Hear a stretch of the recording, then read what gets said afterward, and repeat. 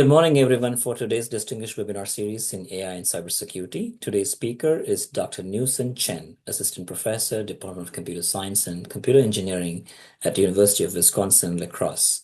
The title for today's talk is Safeguarding Data Confidentiality from Deniable Encryption to Secure Deletion. Dr. Chen received his PhD in computer science from Michigan Technology University in December 2023. Prior to that, he earned his master's degree from University of Florida in 2018 and his bachelor's degree from Harbin Institute of Technology at Weihai in 2015. His research focuses on addressing security and privacy issues in embedded systems, Internet of Things, autonomous vehicles, and cloud computing. His work has been published in multiple high-impact conferences and journals, including AsiaCCS, IEEE Transactions on Information Forensics and Security, SecureCom, and CODASPY. He received the Best Paper Award at EAI AC3 2021 and SmartSP 2024. Dr. Chen, it's a great honor to have you as part of the webinar series at UND. Thank you so much for taking the time to do this webinar for us. I appreciate it. The floor is yours for you to share the screen. Okay, thank you. Thanks for the introduction. And it is also my pleasure to be here to share my works. And so the title of my presentation today is Safeguarding Data Confidentiality from Deniable Encryption to Secure Deletion. Okay, so let me get, before I introduce my works, so we cannot see your screen. Can you share your sorry. screen? Oh, sorry for that. Yeah, sorry about that. Yeah. Okay, can you see that now? Yes, we can. Yes, okay. Go ahead. Okay, sorry for that. Yeah. No worries. So before I introduce my works, so let me give a overview of my research works. So my research primarily focused on cybersecurity, and during my PhD, I worked on protecting data confidentiality, and I also have conduct research on data recovery from malicious attacks. And additionally, I plan to shift my research direction towards the security of autonomous vehicles in the future. So my research work during my PhD focused on ensuring data confidentiality. And to be more specific, my research work can be divided into two parts. The first one is how to ensure confidentiality of the sensitive data stored when the device owner is captured and coerced to disclose the key. And to address this problem, we can leverage plausibly deniable encryption to ensure the confidentiality of the data present in the storage media. And the second part is how to ensure that the data deleted by a device owner are really sanitized from the device. And to address this problem, we leverage the secure deletion to ensure the confidentiality of the data being deleted. And for today, I will briefly introduce two works in these two directions. So my first work in PDE, a storage hardware independent plausibly deniable storage system. Okay, so suppose that we have our smartphone, your solid state drives, and suppose you want to protect your data. How do you do that? And traditionally, so to protect the data confidentiality in computing devices, we usually use encryption. For example, we have AES, 3DES, and also in Android and iOS, we have full disk encryption. But there is a problem. The conventional encryption is vulnerable to a coercive attacker, which is a special attacker. So coercive attacker is an attacker who use the threats, forces, or other forms of pressure to compel the individuals or systems to disclose the key. And by using this key, the attacker may decrypt the attacker will decrypt the sensitive information, and the traditional encryption cannot defend against such attacks. To defend against the coercive attack, so we usually use the plausibly deniable encryption, PDE. So the key idea of PDE is that there are two types of data, covered data and secret data. Covered consists of non-sensitive information, and the secret data includes the sensitive information that the user wants to protect. And also, there are two keys, a public key and a private key. The public key is used to encrypt the cover data, while the private key is used to encrypt the secret data. And when the device owner is coerced, the device owner will only disclose the public key. The attacker uses the public key to decrypt the cover data, but cannot prove the existence of secret data on the owner's device. And in this way, the secret data can be protected. So here is a list of current PDE works. And from this list, we can have two conclusions. The first one is that the current works are strongly coupled with a specific type of storage media and cannot be used in a different type of storage media. And the second conclusion is that they mostly do not handle the deniability compromise in the internal memory. And therefore, so for this work, we aim to overcome the aforementioned limitations by designing a storage hardware-independent PDE system, which can be deployed in any computing devices, and also meet two security properties, ensuring deniability in external storage, and also remove the deniability compromise in the internal memory. And before I introduce our design, so I would like to introduce some background first. So the first one is something called the Trusted Execution Environment, TEE.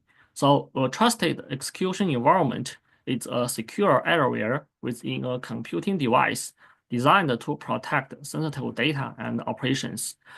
It achieves this by isolating the execution of sensitive code and data from the rest of the system, providing a higher level of security than a standard software environment. Currently, there are some well-known TEE implementations like the Intel SGX and AMD Secure Encrypted Virtualization. And next, I would like to introduce something called the chameleon hash. So let's first review a little bit about the traditional hash function.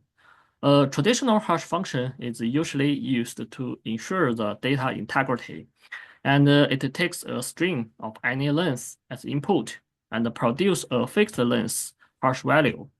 And one major feature of hash function is it is difficult to find two different messages, M1 and M2, such that they will have the same hash value. A chameleon hash function is a special type of hash function. It is also called the trapdoor hash function. And similar to the traditional hash function, it takes a string of any length as input and produces a fixed length hash value. But different from the traditional hash function, chameleon hash function have a trapdoor property. So without the trapdoor, it works as the traditional hash function. But if you have the trapdoor, it is easy to find two different messages, M1 and M2, such that they will have the same hash value. And there are several constructions of chameleon hash functions, and here I only introduce one of them. So first, we need two large prime numbers, P and Q, such that P equals K times Q plus 1, and K is an integer.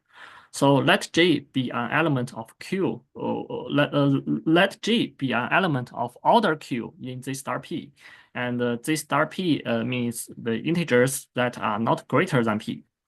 So we also need a private key X and a public key Y. So the private key X can be chosen as a random number from Z star Q, and the public key Y can be computed as J to the power of X module P. P, Q, and J are also part of the public key. And given a message M from Z star Q, so the chameleon hash can be calculated as J to the power of M times Y to the power of R module P. And R is a random number in Z star Q. So the chameleon hash has the three properties. The first one is the uniformity, which means if random number R is chosen randomly, then all message M will have the same probability distribution on the chameleon hash value. And the second one is called the collision resistance. Without knowing the private key X, it is computationally infeasible to find two different messages such that they will have the same chameleon hash value. And the last one is the trapdoor collisions. By knowing the private key X, we can efficiently find two different messages that have the same chameleon hash value by solving this equation. Okay. And the next part is our design. So HiPDS, we will use this special feature of chameleon hash to design a storage hardware independent PDE system. So our design has two key insights. First one is that we adapt the chameleon hash to plausibly hide sensitive data on the external storage device. And the second one, so we leverage the trusted execution environment to prevent deniability compromise in the internal memory. So in our design, we utilize this equation to hide the sensitive data. On the left side, we treat the sensitive data as M, which is determined by the user. And also, a private key X is required. It is chosen by the user. Additionally, we need a random number R, which can be generated through a pseudo-random function.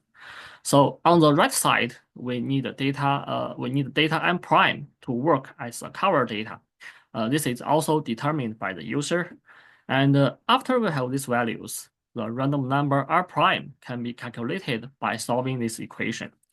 And also the public KY is calculated by this equation. And the parameters P, Q, and J are predefined values. And the final step, we need to calculate the hash value using this equation. And finally, we will store the hash value H, cover data M prime, and also the random number R prime in the external storage.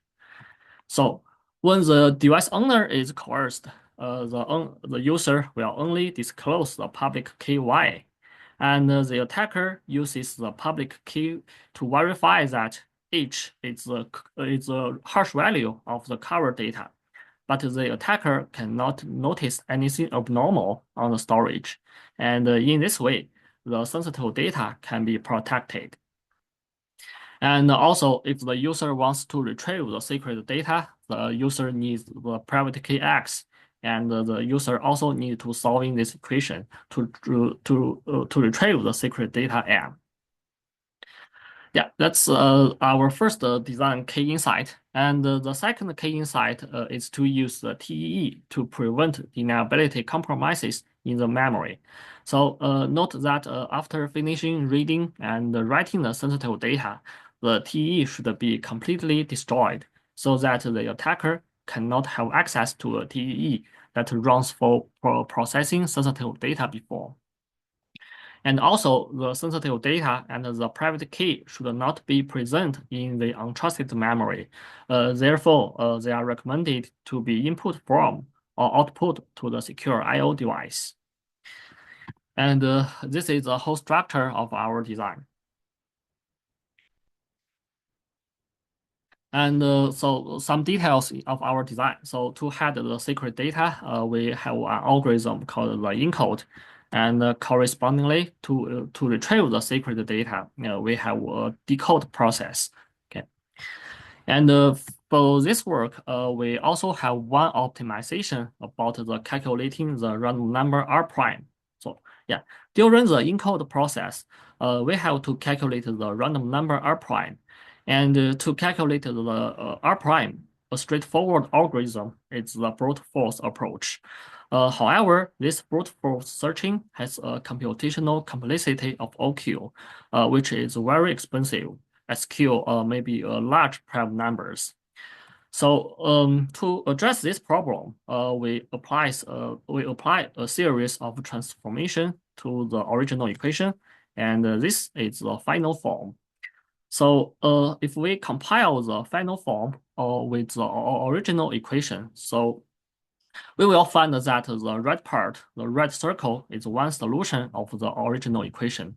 And R0 prime is calculated only once during the initialization process, and the others are known values. Therefore, R prime can be calculated in O1 complexity, which is significantly faster than the brute force approach. And we will show that our optimization can significantly improve the calculation time in the evaluation part. Yeah, so that's our design. And then we implement our design and evaluate the performance. So the platform we use is the Intel SGX Enclave. Okay. And we first evaluate the performance of reading and writing sensitive data with different file sizes, and the results indicate the time of encoding and decoding a sensitive file increases linearly when the file size increase. And also, the computational time needed for decoding a file is much less than that for encoding the file. So the reason is that the encoding process involves computing hash value, which is more expensive in the large prime field. We then compare the performance before and after the optimization of encoding process, and the results are shown in the table below. So we can observe that our optimization can significantly reduce the time needed. And we also compared our design with other PDE systems. So we can have two conclusions. So first, our scheme does not affect the I/O throughput on the cover data, but on the contrary, the other PDE systems significantly affect the I/O throughput on the cover data. And second, our design decreases the I/O throughput on the private sensitive data. But such a decrease is not unique for our design, as the other PDE systems also suffer from such a decrease. And okay, that's my first research work, and let me give a brief summary of this work. So in this work, we have designed a storage hardware-independent PDE system by leveraging the special feature of chameleon hash. And also, we evaluate our design. We implement our design and evaluate the performance.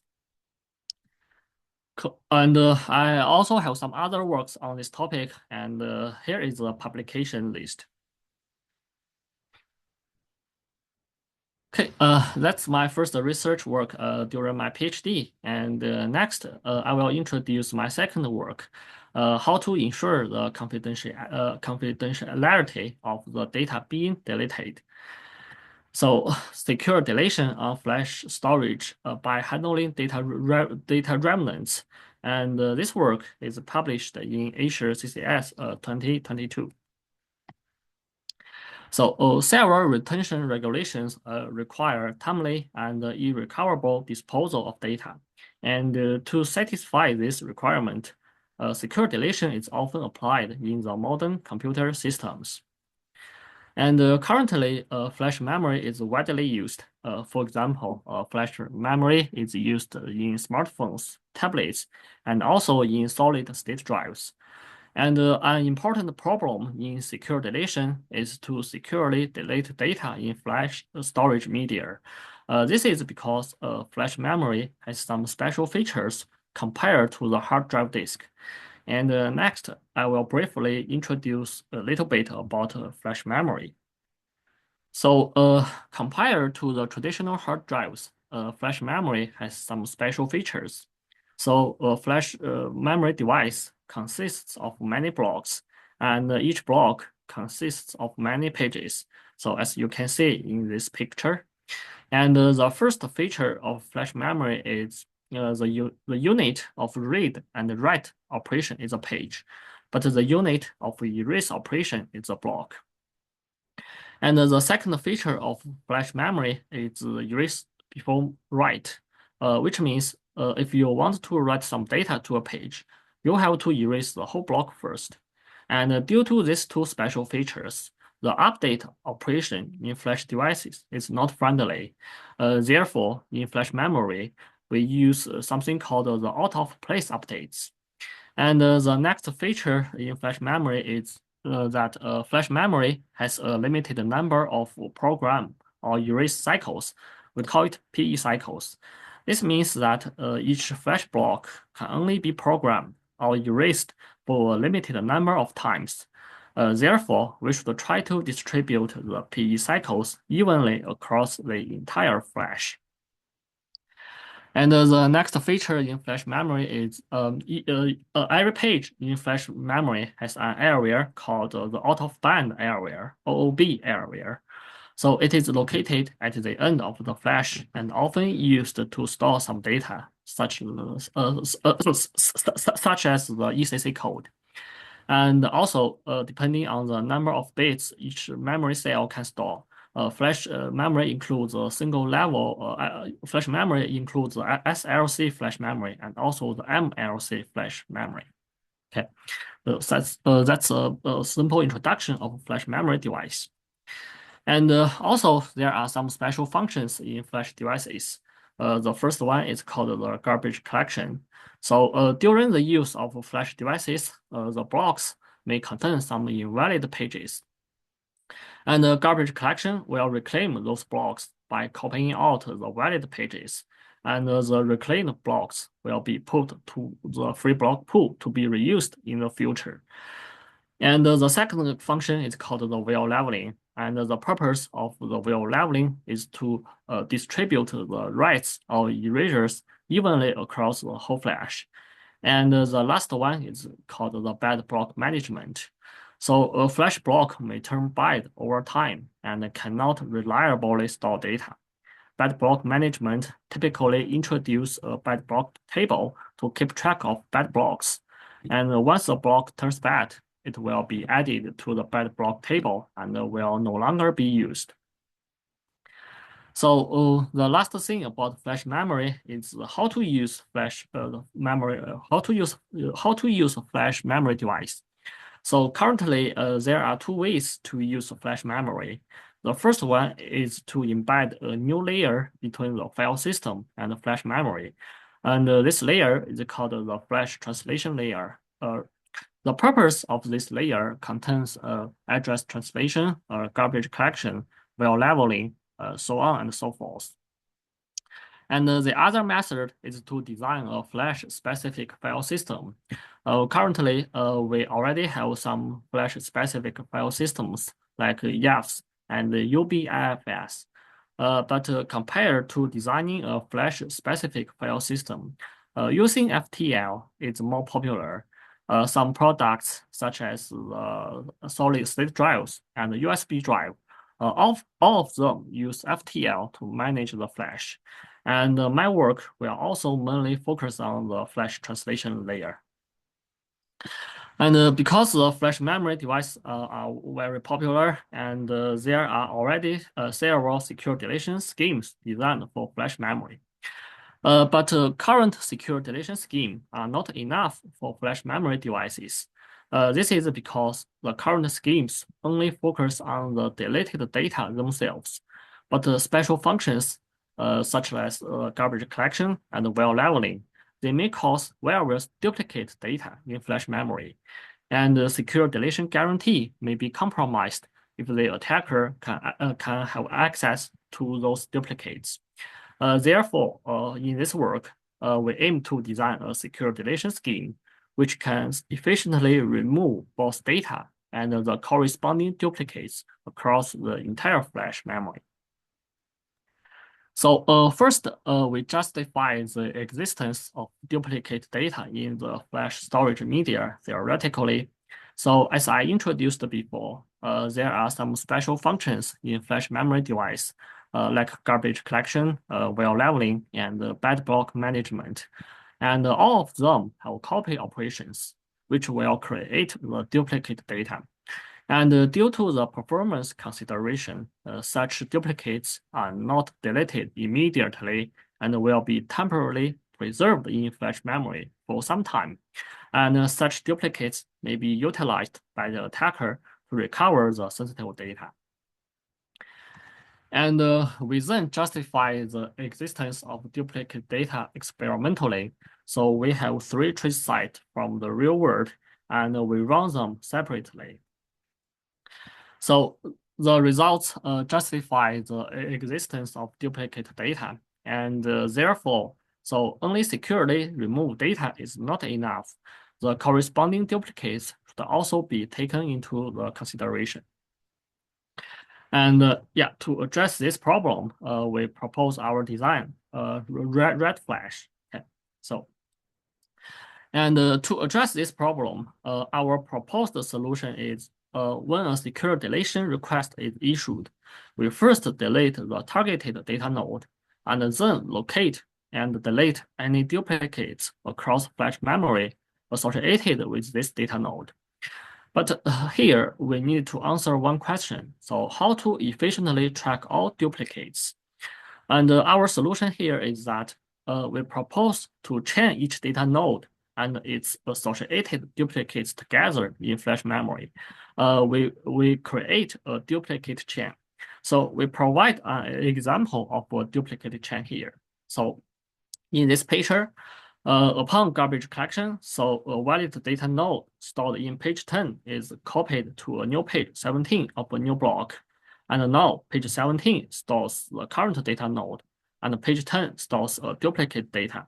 And the location 10 is written to the dupe field of page 17 upon copying. And after a while, while leveling happens, the data node stored in page 17 is copied to another page 30 of a new block. And at this time, page 30 stores the current data node, and page 17 stores a duplicate. And the location 17 is written to the dupe field of page 30 upon copying. Once the data node stored in page 30 is securely deleted, according to the dupe field of page 30, we can efficiently locate page 17. And according to the dupe field of page 17, we can efficiently locate page 10. Yeah, this is how we address this problem. But for this design, there are a few challenges. So first one is where can we store the dupe field in a flash page? And to mitigate this problem, we introduced before that each flash page has an OOB area, and only a few bytes of OOB have been used. Therefore, we utilize the remaining unused space of the OOB to store the dupe field. And the second challenge is how can we handle a broken duplicate chain? So a duplicate in a chain may be reclaimed earlier, and the entire chain could be broken. And updating the chain is infeasible unless you perform a very expensive block erasure. To mitigate this problem, so when adding a new page to the chain, we redundantly store all the previous locations in the chain to the dupe field of this new page. And still, we use the previous example. So the dupe field of page 17 will store location of page 10, but the dupe field of page 30 will store location of both page 10 and page 17. In this way, even if page 17 is erased, the chain will not be broken, since the dupe field of page 30 also stores the location of page 10. So the third challenge in this design is how can we handle the growth of dupe field? So the size of the dupe field may grow over time, and the size of OOB area is limited. And to address this problem, we will periodically purge all obsolete locations in the dupe field. And in the worst case, we will use the regular space from the page to store to store it. Okay, that's the design of the red flash, and we then implement our design into OpenNFM. So OpenNFM is an open source flash memory controller, and we evaluate the performance. Okay. So we first measure the throughput of red flash using a benchmark tool FIO and compare it with the original OpenNFM. And we then measure the write throughput via the real-world workloads. And the results indicate that our design only caused around 10% decrease in the write throughput. But for the read operations, our design has little influence on read operations. This is because our design does not need to modify any logic relating to the read operation. And we also measure the length of the longest duplicate chains by filling the whole device until the total data reach to around 50 gigabytes. And the results indicate the duplicate chain is usually not too long. And we also measure the overhead for secure deletion in SLC and SLC and MLC flash memory. And from the results, we can detect that for both SLC and MLC, the time needed for secure deletion is linear to the length of the duplicate chain. And last, we measure the well leveling performance of our design, and the results show that our design can achieve a good well leveling performance. Okay, so that's my second work and also a simple summary. So in this work, we first have theoretically and experimentally confirmed the existence of duplicate data in flash memory devices. And to address this problem, we propose our design, which is a secure deletion scheme, which can efficiently remove both data and the corresponding duplicates across the entire flash memory device. And also we implement our design and evaluate the performance. Okay, so that's my second research work. And this work mainly focuses on secure deletion on local storage. But secure deletion in cloud server is also important. I also have a work about secure deletion in cloud servers. So current secure deletion schemes in cloud servers fail to simultaneously guarantee efficient and reliable removal, as well as secure and efficient fine-grained access to outsourced data. And to mitigate this gap, we designed a trapdoor-based secure deletion scheme by leveraging an AONT transform. And another contribution in this work is that we designed a balanced searchable Merkle tree to efficiently verify the integrity in cloud servers. And this work is submitted to a journal, and it is currently under review. And yeah, besides the possibly deniable encryption and secure deletion, I have some other work. I have some other research works during my PhD life. So I have some works about the data recovery from. I have some other works about data recovery, and due to the time limitation, I will skip this part. Okay. And yeah, so this is all my research work during my PhD. And so I would like to emphasize the significance of my work. So our designs are energy efficient and suitable for the low power computing devices. And our research enables users to safeguard their personal data and also assist government agencies and military sectors in protecting their mission-critical data. And our work can be applied in a few areas. For example, the PDE can be applied to some law enforcement encryption. And additionally, so our secure deletion protocols are particularly relevant at the end of the storage device lifetime, at the end of the storage device life cycle. So consider the scenario where you purchase a new smartphone and need to securely erase the sensitive data from your old device. Our scheme is perfectly suited for such purposes. And next part, I would like to slightly introduce one of my current research. So my background lies in the storage security, trusted hardware, and data recovery. So I'm considering whether it is possible to apply my background to some other areas. And fortunately, I have found that the autonomous vehicles are a great match.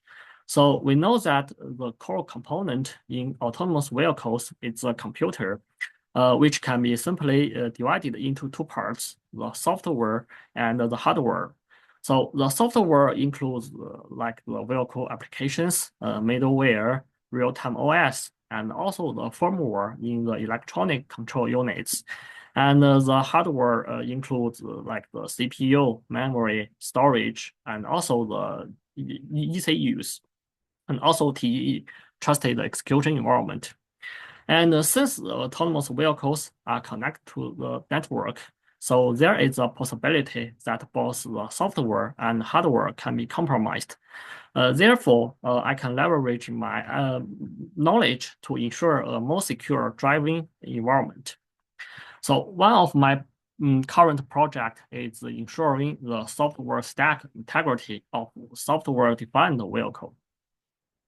So a software-defined vehicle is any vehicle that manages its operations through the software. So therefore, ensuring the integrity of the vehicle software is of paramount importance. And our idea is to use a hardware-assisted approach.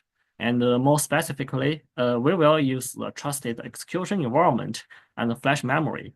The TE is responsible for performing the attestation to ensure the software integrity, and the flash memory is used to securely and efficiently restoring the compromised software. And this work is currently in progress. And yeah, okay, that's all my presentation for today. And thank you so much. Thank you, Dr. Chen. So now we open up for Q&A sessions, okay, maybe I'll start with your first question.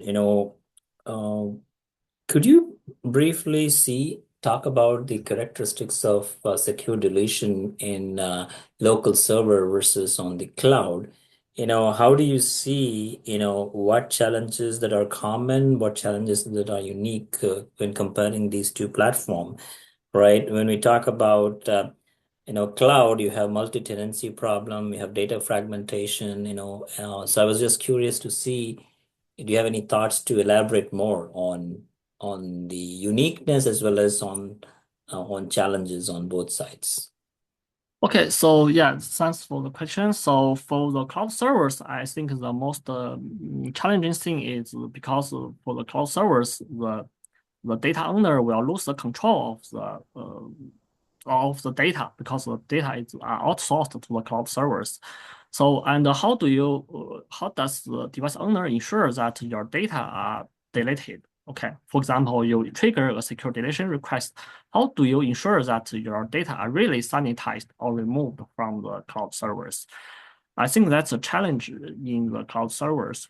And for the local storage, I think that depends on the storage media. So because I focus on the flash memory device, and the flash memory has some special features, and such features may make the secure deletion challenging. So yeah, I think that's the difference here. And also for the flash memory storage,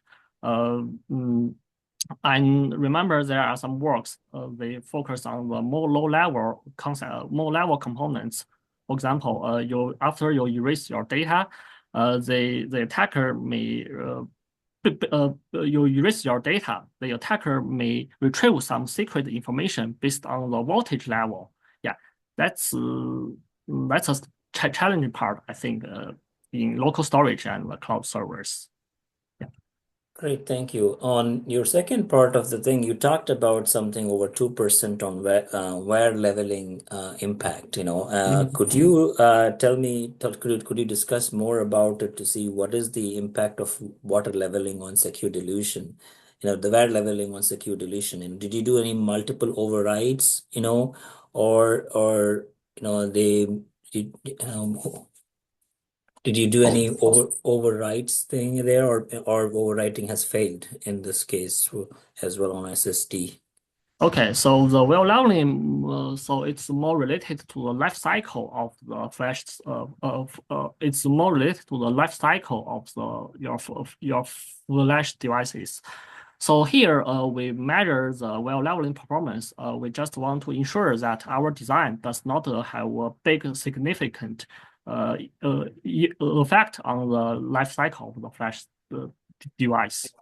Okay. Mm-hmm.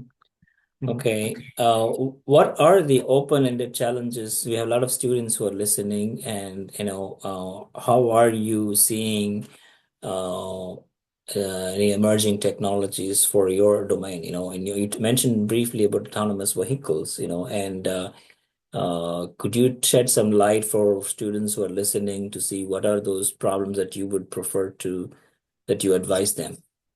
While I think we have a question also, and Okay, okay. so yeah, so let me answer your question first. So one of my current research work is about ensure the most secure driving environment. So as I introduced before, so the autonomous vehicles, the autonomous driving software may be compromised by the attackers. So currently I'm using the TEE and the flash memory to ensure the software integrity in autonomous vehicles. So TEE, because why do I use TEE? Because sometimes your operating system, your real-time operating system may be compromised. And under such scenario, how do you guarantee the integrity of your software? That's why I use TEE. And why do I use flash memory? Because due to the special feature of flash memory, we can use these special features to do some data recovery. For example, if your autonomous vehicle software is compromised by the attacker, you can use this out-of-place update feature in flash memory to recover your software. Yeah, so that's the two directions I'm working on. Yeah. I have another question coming here. Can you comment on feasible Yeah, adversarial sure. models for denial of service attacks on ECUs, especially with the increase in connected autonomous vehicles? Okay, yeah, I saw the question. So yeah, can you comment on the feasible models for DOS attack on ECUs, especially with increase? Can you comment on? So yeah, so for the attack models, I think because we in the vehicle we have a port called the OBD port. For example, the attacker can insert by using this OBD port, the attacker can inject some malicious software to your vehicles, and also sometimes when you want to when you want to update the firmware in your vehicles, like for some ECUs, the attacker may inject some malicious malware into your vehicle. Yeah, that's some potential attack models for the yeah for this. Mhm. Cool. I mean, are there any over-the-air updates type of thing on vehicles when you try? Is there an opportunity for open door attacks or front door attacks that can target the execution environment remotely through this over-the-air update? Are you doing any type of work or any in that area to see if we can able to even do secure deletion via an over-the-air update process? I'm sorry. Can you repeat your question? So I'm I'm just curious to see, are there any attacks that you see on the trusted execution environment itself, through over-the-air updates? Have you seen any work on attacks on the execution environment itself? uh yes. So for the trusted execution environment, I know there are some set channel attacks based on to there are some set channel attacks that targeted on this TEE. Okay. And for your question, so regarding some over-the-air update, I am not sure. So yeah, I'm not sure about this attack. Yeah. Okay. Sounds Mhm. good. I think, thank you. I think we don't have any more questions. I think I appreciate your time for this morning with us.